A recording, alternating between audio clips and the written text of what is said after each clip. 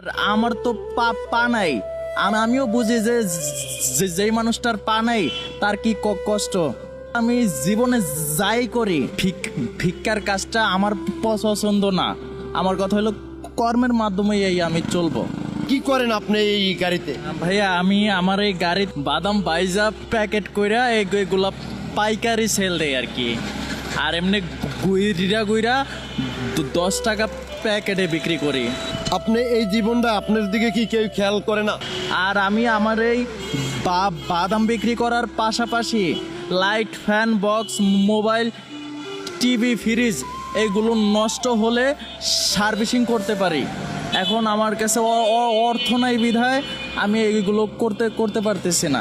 আমার তাদের উদ্দেশ্যে আমার এইটুকুই বলার থাকবে যে আমি যেই কাজগুলো শিখছি, মানে যেই কাজগুলো আমি শিক্ষা করছি, এগুলো যাতে আমি সুন্দর মতো আমার যে লক্ষ্য আছে ওই লক্ষ্যে যাতে আমি আগে যাইতে পারি, এজন্য যাতে তারা আমি যে ইলেকট্রিকের কাজগুলো শিখছি এই কাজগুলো যাতে আমি এক জায়গায় বইসা সুন্দর মতো যাতে করতে পারি, ওরকম একটা ব্যবস্থা যাতে আমার হয়, আমি এইটুকুই চাই।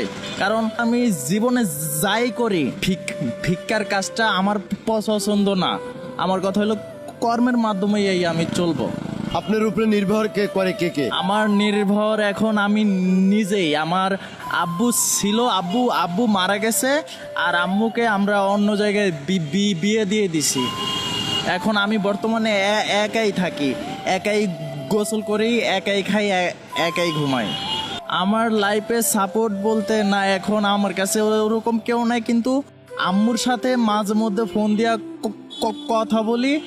আর আমি থাকি হইল চুনকুইটা হিজিজলতলা, ওখানে আমার যে বাড়িওয়ালা আছে সে আমাকে নিজের সন্তানের মতো মনে করে।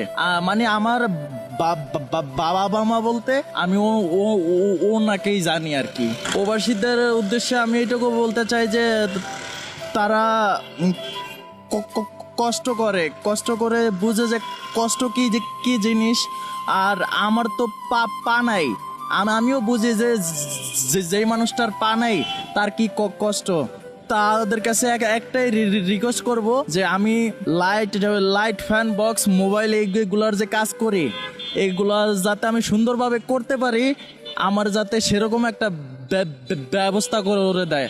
আমার এর চাইতে আর বেশি কিছু চাই না, যাতে আমি যে মানে অন্য কিছুর মাধ্যমে না, নিজের কর্মর মাধ্যমে আমি একটা বড় কিছু করতে চাই। আমার ছোটোখাটো একটা ব্যবস্থা করে দিতে পারলে ভালো হবে।